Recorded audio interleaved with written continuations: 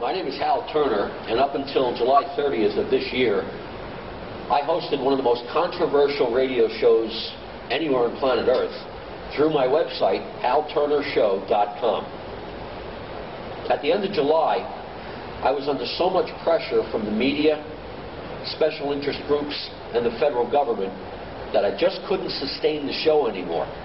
They used every tactic possible to get me off the air because I was revealing information that they didn't want the public to know.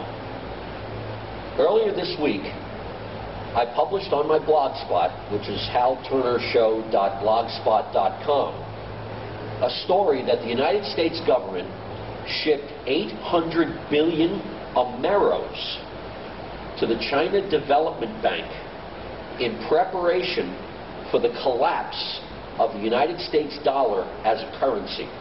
I have one of the AMEROs from that shipment. This is an AMERO. Now, hopefully the camera can zoom in enough so that you can see the face of the coin. And now I'm going to turn it around so that you can see the reverse of the coin, because the reverse is really important. It says Union of North America along the top. It's got an eagle. Here it says 20 AMEROs. And what's most important, right down here below, is the letter D. That indicates that this coin was minted at the Denver Mint in Denver, Colorado. And what's even better is, on the front, at the bottom, look at the year. This was minted in 2007. This is one of the AMEROs that was destined for the China Development Bank. And the reason this AMERO currency has been shipped to China is because China presently holds about $2.5 trillion, with a T, $2.5 trillion in U.S. cash, thanks to our trade imbalance with China.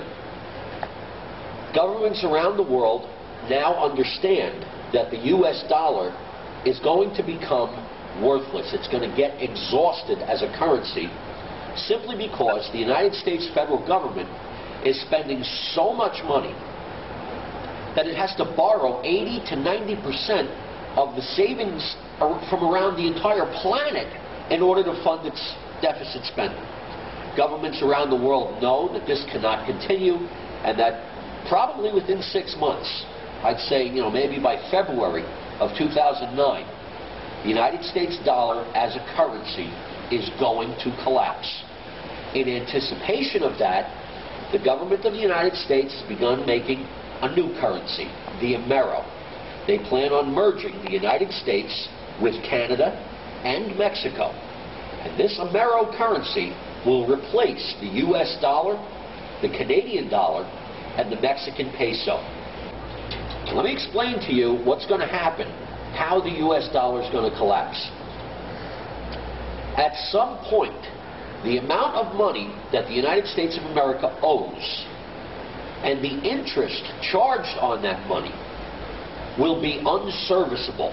We will reach a point where there won't be enough money in the entire federal budget to just pay the interest on the money we've borrowed.